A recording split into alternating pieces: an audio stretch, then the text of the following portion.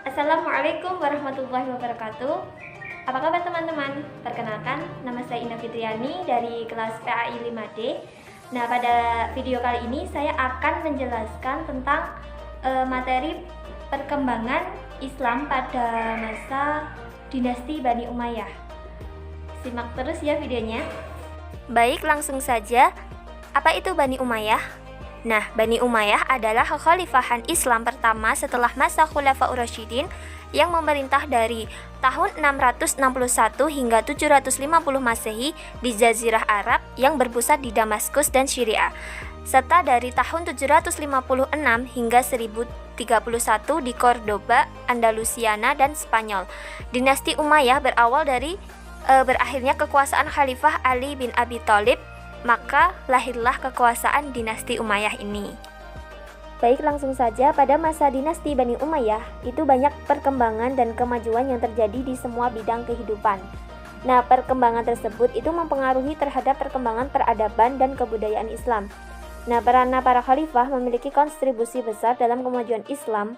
Nah, beberapa langkah pengembangan kebudayaan yang dilakukan oleh para khalifah Bani Umayyah antara lain, yang pertama, dalam bidang administrasi pemerintahan. Dalam bidang administrasi pemerintahan ini, Bani Umayyah menerapkan beberapa kebijakan. Yang pertama yaitu perubahan sistem pemerintahan. Bentuk pemerintahan Muawiyah berubah dari demokrasi menjadi monarki atau kerajaan sejak ia mengangkat anaknya Zaid sebagai putra mahkota. Nah, kebijakan ini dipengaruhi oleh tradisi yang terdapat di bekas wilayah kerajaan Byzantium. Selain itu, terjadi dikotomi antara kekuasaan agama dan kekuasaan politik. Yang kedua yaitu sentralistik. Daulah Bani Umayyah ini menerapkan konfederasi provinsi. Dalam menangani provinsi yang ada, Muawiyah itu menggabungkan beberapa wilayah menjadi satu provinsi. Nah, setiap gubernur ini memiliki amir, yang dimana amir ini bertanggung jawab langsung kepada khalifah. Nah, wilayah kekuasaan itu terbagi menjadi beberapa provinsi, yaitu yang pertama Syria dan Palestina, yang kedua itu ada Kufah dan Irak, Basrah dan Persia, Sijistan, Khurasan, Bahrain, Oman, Najd dan Zamamah, Armenia, Hijaz, Karman dan India, Egypt yang sekarang dikenal sebagai Mesir, Ifriqiyah yang sekarang dikenal sebagai Afrika Utara, Zaman dan Arab Selatan serta Andalusia. Yang ketiga yaitu administrasi pemerintahan. Setidaknya ada 4 diwan. Nah, diwan di sini adalah departemen yang berdiri pada Daulah Bani Umayyah, yaitu yang pertama yaitu Diwan Rasail. Nah, departemen ini mengurus surat-surat negara kepada gubernur dan pegawai di berbagai wilayah. Yang kedua, Diwan Haraj. Departemen ini mengurus tentang perpajakan, dikepalai oleh Sahibul Haraj yang bertanggung jawab langsung kepada khalifah. Yang ketiga yaitu Diwan Jun. Departemen ini tuh mengurus tentang ketentaraan negara. Ada juga yang menyebut dengan Departemen Peperangan. Yang keempat yaitu Diwan Hatam. Di departemen ini itu disebut juga Departemen Pencatat. Setiap peraturan yang dikeluarkan disalin pada sebuah register, kemudian disegel dan dikirimkan ke berbagai wilayah. Yang keempat yaitu Lambang Negara. Muawiyah menetapkan bendera merah sebagai lambang negara, di mana sebelumnya pada masa Khulafaur Rasyidin itu belum ada. Nah, bendera merah ini menjadi ciri khas Daulah Bani Umayyah. Yang kelima yaitu bahasa resmi administrasi pemerintahan. Nah, pada pemerintahan Khalifah Abdul Malik bin Marwan, bahasa Arab dijadikan bahasa resmi administrasi pemerintahan. Selanjutnya yaitu yang kedua di bidang sosial kemasyarakatan. Dinasti Bani Umayyah itu mengembangkan bidang sosial kemasyarakatan dengan berbagai kebijakan, antara lain yang pertama yaitu panti sosial penyandang cacat. Ketika Walid bin Abdul Malik menjadi khalifah, ia menyediakan pelayanan khusus. Orang cacat diberi gaji, orang buta diberi penuntun, orang lumpuh disediakan perawat. Ia juga mendirikan bangunan khusus untuk pengidap penyakit kusta agar mereka dirawat sesuai dengan persyaratan standar kesehatan. Yang kedua yaitu Arab dan Mawali. Masyarakat dunia Islam begitu luas, sedangkan orang-orang Arab merupakan unsur minoritas. Meskipun demikian, mereka memegang peranan penting secara sosial. Nah, Muslim Arab itu menganggap bahwa mereka lebih baik dan lebih pantas memegang kekuasaan dari Muslim non-Arab. Muslim non-Arab kala itu disebut sebagai Mawali. Nah, mulanya Mawali adalah budak tawanan perang yang dimerdekakan.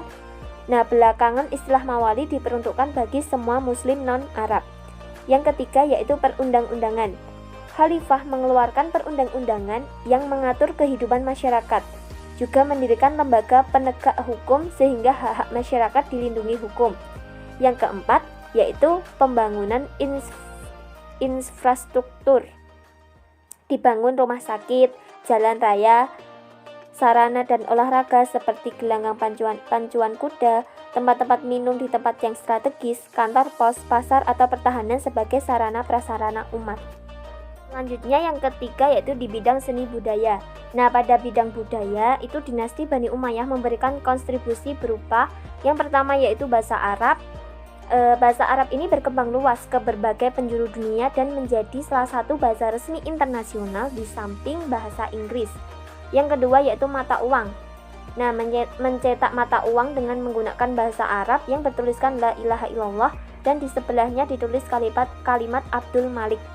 Yang ketiga yaitu gedung dan pabrik industri. Mendirikan pabrik kain sutra, industri kapal dan senjata, gedung-gedung pemerintahan. Yang keempat yaitu irigasi pertanian. Nah, di sini contohnya membangun irigasi sebagai sarana pertanian. Yang kelima yaitu pusat ilmu dan adab. Ini contohnya membangun kata Basrah dan Kufah sebagai pusat perkembangan ilmu dan adab. Yang keenam yaitu pembukuan negara. Nah, membuat administrasi pemerintahan dan pembukaan keuangan negara ini pada bidang kesenian itu Bani Umayyah memberikan kontribusi antara lain yang pertama majelis sastra. Nah, majelis sastra itu merupakan tempat atau balai pertemuan untuk membahas kesastraan dan juga tempat berdiskusi mengenai urusan politik yang disiapkan dan dihiasi dengan hiasan yang indah. Majelis ini hanya diperuntukkan bagi sastrawan dan ulama terkemuka. Yang kedua yaitu arsitektur. Nah, dalam bidang seni arsitektur pada khalifah mendukung perkembangannya seperti pembuatan menara pada periode Muawiyah, kubah as-Sahra pada periode Abdul Malik bin Marwan. Kubah ini tercatat sebagai contoh hasil karya arsitektur muslim yang termegah kala itu. Nah, bangunan tersebut itu merupakan masjid yang pertama kali ditutup dengan kubah. Yang selanjutnya yaitu merenovasi Masjid Nabawi. Yang terakhir yaitu membangun Istana Khusir Amrah dan Istana Al-Musatta yang digunakan sebagai tempat peristirahatan di padang pasir. Selanjutnya yang keempat yaitu di bidang ekonomi. Nah, di bidang ekonomi itu dinasti Bani Umayyah itu menerapkan kebijakan-kebijakan. Yang pertama yaitu sumber pendapatan dan pengeluaran pemerintahan. Nah, sumber uang masuk pada zaman Daulah Bani Umayyah ini sebagiannya diambil dari daroib, yaitu kewajiban yang harus dibayar oleh warga negara. Di samping itu, bagi daerah-daerah yang baru ditaklukkan, terutama yang belum masuk Islam, itu ditetapkan pada pajak istimewa. Namun, pada masa Umar bin Abdul Aziz, pajak untuk non-muslim dikurangi, sedangkan jizyah bagi muslim dihentikan. Kebijakan ini mendorong non-muslim memeluk agama Islam. Yang kedua yaitu mata uang. Pada masa Abdul Malik, mata uang kaum muslimin dicetak secara teratur. Nah, pembayaran diatur dengan menggunakan mata uang ini ya. Meskipun pada masa Umar bin Khattab sudah ada mata uang, namun belum begitu teratur. Yang ketiga yaitu organisasi keuangan. Keuangan terpusat pada Baitul Mal yang asetnya diperoleh dari pajak tanah, perorangan bagi non-muslim. Nah, percetakan uang ini dilakukan pada Khalifah Abdul Malik bin Marwan. Selanjutnya yang kelima yaitu di bidang pendidikan. Nah, Daulah Bani Umayyah ini tidak terlalu memperhatikan bidang pendidikan karena mereka fokus dalam bidang politik. Nah, meskipun demikian, Daulah Bani Umayyah itu memberikan andil bagi pengembangan ilmu-ilmu agama Islam, sastra, dan filsafat. Nah, Daulah Bani Umayyah ini menyediakan tempat-tempat pendidikan, antara lain yang pertama adalah khutab. Nah, khutab ini merupakan tempat anak-anak belajar menulis dan membaca, menghafal Al-Quran, serta belajar pokok-pokok ajaran Islam. Yang kedua yaitu masjid. Nah, pendidikan di masjid ini merupakan lanjutan dari khutab. Nah, pendidikan di masjid ini terdiri dari 2 tingkat. Yang pertama yaitu tingkat menengah, diajar oleh guru yang biasa saja. Yang kedua yaitu tingkat tinggi yang diajarkan oleh ulama yang dalam ilmunya ini dan masyhur kealimannya. Yang ketiga yaitu Arabisasi. Nah, gerakan penerjemahan ke dalam bahasa Arab atau Arabisasi buku pada masa Marwan gencar dilakukan. Ia memerintahkan untuk menerjemahkan buku-buku yang berbahasa Yunani, Syriac, Sanskerta, dan bahasa lainnya ke dalam bahasa Arab. Yang keempat yaitu Baitul Hikmah. Baitul Hikmah ini merupakan gedung pusat kajian dan perpustakaan. Perhatian serta pelestarian berbagai sarana dan aktivitas di gedung ini terus menjadi perhatian dalam perjalanan Daulah Bani Umayyah hingga masa Marwan. Yang keenam yaitu bidang politik dan militer. Nah, pada kondisi perpolitikan itu di masa awal dinasti Bani Umayyah itu cenderung stabil. Nah, Muawiyah dengan kemampuan politiknya itu mampu meredam gejolak-gejolak yang terjadi hingga ia mengangkat anaknya Zaid menjadi penggantinya. Barulah terjadi pergolakan politik. Di antara kebijakan politik yang terjadi pada masa Daulah Bani Umayyah ini adalah terjadinya pemisahan kekuasaan antara kekuasaan agama atau spiritual power dengan kekuasaan politik. Nah, Amirul Mukminin di sini itu hanya bertugas sebagai khalifah dalam bidang politik, sedangkan urusan agama itu diurus oleh para ulama. Perkembangan atau prestasi pada bidang politik militer yaitu dengan terbentuknya 5 lembaga pemerintahan. Yang pertama yaitu lembaga politik atau An-Nizam As-Siyasi. Nah, dinasti Bani Umayyah itu menerapkan organisasi politik yang terdiri dari jabatan khalifah atau kepala negara, wizarah atau kementerian, kitobah atau kesekretariatan, hijabah itu sebagai pengawal pribadi khalifah. Yang kedua yaitu lembaga keuangan atau An-Nizam Al-Mali. Nah, dinasti Bani Umayyah itu mempertahankan pengelolaan Baitul Mal, baik pemasukan maupun pengeluaran. Nah, sumber pemasukan Baitul Mal itu diperoleh dari hasil pajak penghasilan tanah, pertanian disebut kharaj, dan pajak individu bagi masyarakat non-muslim itu disebut jizyah, atau hasil pajak perdagangan impor yang disebut unsyur. Yang ketiga yaitu lembaga tanah usaha atau An-Nizam Al-Idari.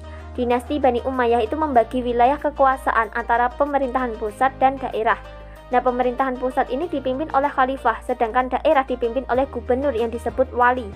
Untuk pelaksanaan tata negaranya yang teratur, itu Bani Umayyah mendirikan beberapa departemen, antara lain Diwan Al-Kharaj, Departemen Pajak, Diwan Al-Rasail, Departemen Pos dan Persuratan, Diwan Al-Mustaghzilat atau Departemen Kepentingan Umum, dan Diwan Al-Hatim atau Departemen Pengasipan.